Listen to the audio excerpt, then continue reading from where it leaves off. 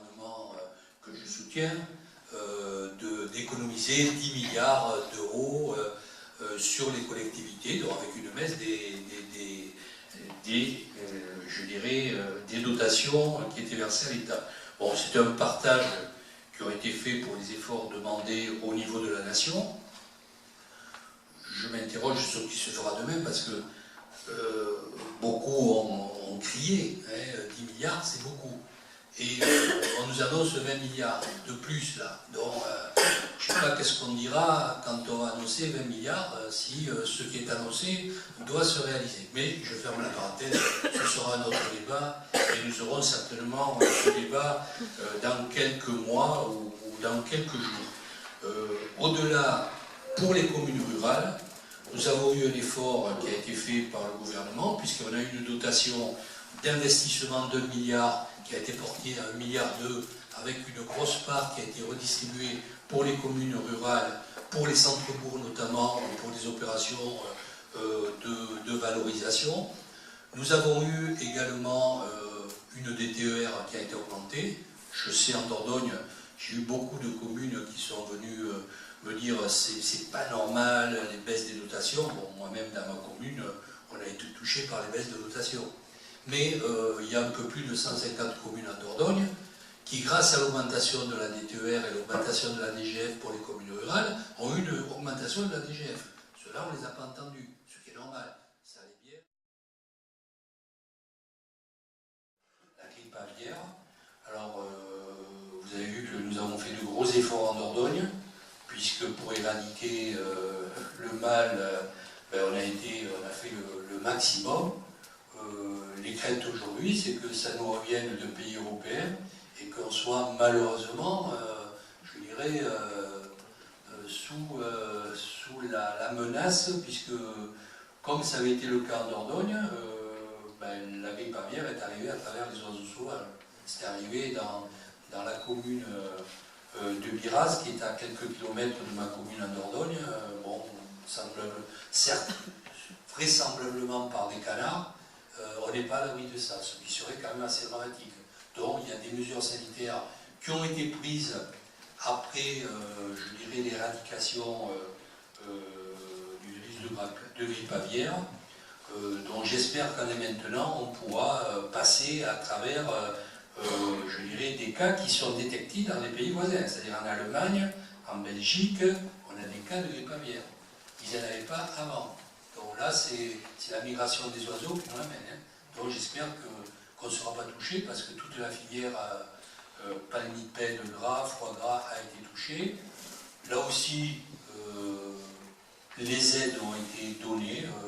On peut dire ce qu'on veut, mais une estimation des pertes ont été faites.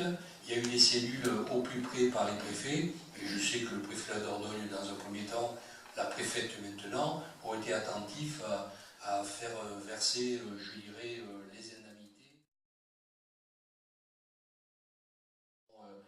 posées au ministre de l'Agriculture en disant, bon, les zones soumises à des contraintes naturelles, une carte a été diffusée, nos territoires n'y sont pas, et c'est vrai pour la Dordogne, puisqu'on a la quasi-totalité du Sarladais, qui n'est plus dans cette première carte. Alors bon, Germinal le dit, parce que c'est quand même notre spécialiste de l'agriculture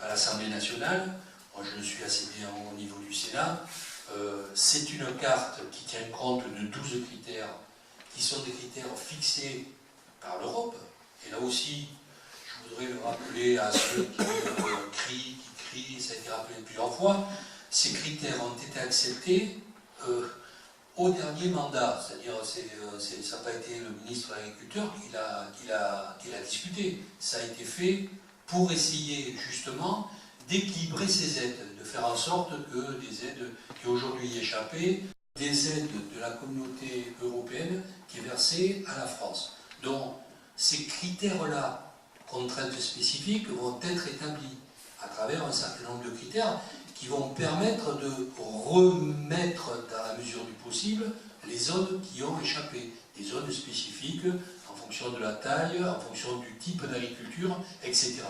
Donc ça doit être remis à l'Europe au mois d'août prochain. Donc le ministère de l'Agriculture est en train de travailler en concertation avec les syndicats, certains sont très véhéments, pour faire une carte qui atténuerait au maximum les contraintes européennes qui permettraient d'arriver en gros à ceux qui existaient avant. Bon voilà, donc ça je veux le dire, puisque l'intérêt de ces zones-là, c'est que ça permet de donner droit à l'indemnité compensatrice de handicap naturel, ICHN.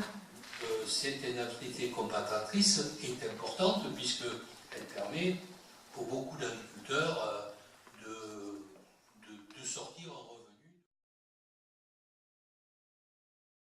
Alors, même cause, mêmes effets. Aujourd'hui, le gouvernement a décidé d'instaurer une taxe sur le tabac roulé pour faire baisser à travers le coût, pour faire augmenter le prix du tabac et faire baisser la consommation. Alors on peut être d'accord avec les objectifs, hein, bon voilà. Si ce n'est que nous sommes en Dordogne, que nous avons encore de l'ordre de 200 exploitations qui font du tabac en Dordogne, qui sont commercialisées par des coopératives agricoles et qui sont même transformées. Nous avons la particularité avec à Sarlat, mais également dans le Lot-et-Garonne, d'avoir des producteurs de tabac de ces départements, le Lot-et-Garonne et la Dordogne, qui ont contractualisé avec une coopérative, qui transforment elles-mêmes le tabac pour lui donner plus de valeur ajoutée et qui vend ce tabac sous sa propre marque de tabac roulé. Voilà. Alors le problème, c'est pas le problème de la taxe supplémentaire, c'est que cette taxe supplémentaire, si elle impacte cette coopérative, elle va faire disparaître la coopérative. Parce qu'elle a fait des investissements pour la transformation, des investissements qui ont été faits en matière de machines, etc., etc. Donc ce que nous avons demandé au ministère du Budget qu'il a étudié, c'est de faire en sorte que des petites entreprises comme celle-là ne payent pas la même chose que les grands cigarettiers qui ont des moyens colossaux, je ne vais pas faire de la publicité aux fabricants de cigarettes, mais qui vendent des milliers, des millions de paquets de cigarettes, qui font rentrer des milliards de chiffre d'affaires et qui ont plus de moyens que là-dessus. Bon, donc on a déposé un amendement. Malheureusement, comme le Sénat, comme vous le savez, est à majorité de droite aujourd'hui, ne veut pas examiner le budget jusqu'au bout, on n'a pas de chance de pouvoir influer, donc on va s'en remettre à l'Assemblée nationale. Je sais que Germinal connaît bien la problématique du tabac, notamment dans le Sarlat.